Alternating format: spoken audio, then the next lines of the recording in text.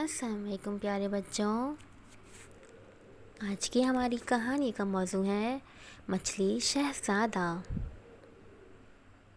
ایک دفعہ کا ذکر ہے، ایک دور کہیں سلطنت میں ایک بادشاہ اپنی ملکہ کے ساتھ رہتا تھا۔ ویسے تو وہ بہت ہنسی خوشی زندگی گزار رہے تھے، مگر ان کی کوئی اولاد نہیں تھی۔ ملکہ اس بات سے اکثر خفا رہتی تھی کہ ان کے پاس اللہ کا دیا سب کچھ ہے مگر صرف اولاد نہیں ہے۔ ایک دن محل کی کچن میں کچھ مچھلیاں لائی گئیں۔ ان میں ایک مچھلی بے حد حسین تھی۔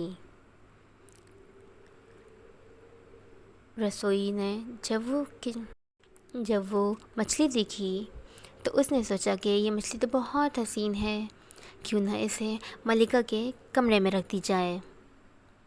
اس نے دیکھا کہ وہ مچھلی تو باتیں بھی کرتی ہے۔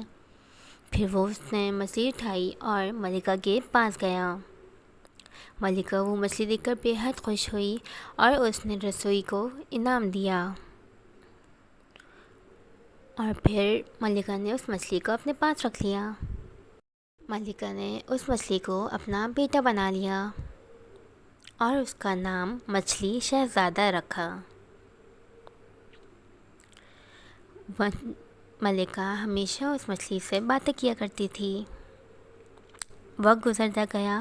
ایک دن جب ملکہ سو کر اٹھی تو اس نے دیکھا کہ وہ مچھلی بہت بڑی ہو گئی ہے اور اس کے لیے وہ باؤل بہت چھوٹا ہے۔ تو ملکہ نے اپنے بیٹے کے لیے یعنی کہ مچھلی شہزادے کے لیے ایک بڑا سا ٹینک بنوایا جس میں وہ بہت خوش ہوا۔ تو ملکہ نے اس سے پوچھا کہ وہ خوش ہے، تو مچھلی شہزادے نے کہا کہ ہاں میں بہت خوش ہوں کہ مجھے بہت بڑا سا کمرہ مل گیا۔ پھر ایک دن ملکہ نے دیکھا کہ اس ٹینک میں کوئی ہلچل نہیں ہو رہی اور مچھلی بھی بہت اداس ہے۔ ملکہ اس مچھلی شہزادے کے پاس گئی اور پوچھا کہ بیٹا تم کیوں پریشان ہو؟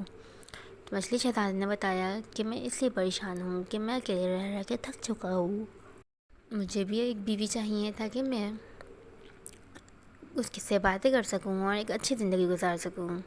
تو ملکہ نے اسے کہا کہ تم پریشان مت ہو، میں تمہارے لیے ایک بیوی لاتی ہوں۔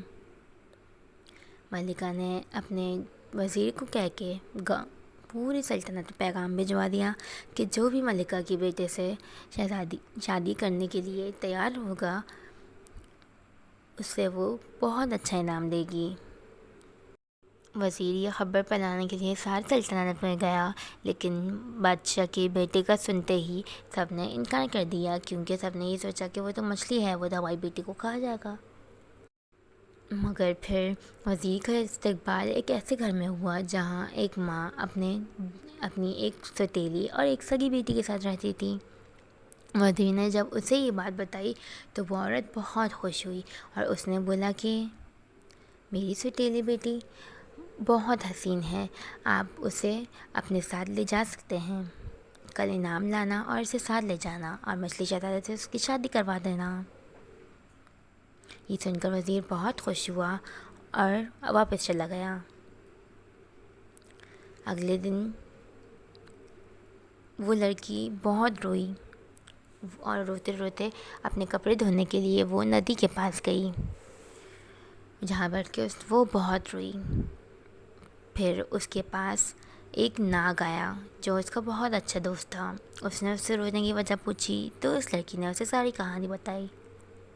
ناگ نے اسے بولا کہ تم رو مت، تم وہ 3 پتھر جو میرے گھر کے پاس رکھے ہیں وہ اپنے ساتھ لے جاؤ، اور جب وہ شہزادہ تمہارے پاس آنے لگے تو پہلے تم ایک پتھر پھینکنا تو وہ پانی کے اندر چلا جائے گا، پھر تم دوسرا پتھر پھینکنا تو وہ دوبارہ پانی کے اندر جائے گا، لیکن جب تم تیسرا پتھر اس پہ پھینکو گی تو وہ ایک شہزادہ بن جائے گا اور مچھلی سے تبدیل ہو کے انسان کے روپ میں آ جائے گا۔ تو شہزادی نے پوچھا کیوں، کیا وہ ایک شہزادہ ہے؟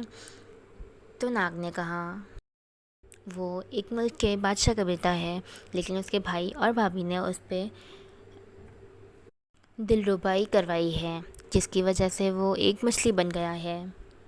لڑکی یہ سن کر بہت خوش ہوئی، اور جب وہ وزیر کے ساتھ محل میں گئی تو اس نے دیکھا کہ اسے ایک خوبصورت سا کمرہ دیا گیا ہے جو کہ مچھلی شہزادے کے ٹینک کے اندر ہی ہے۔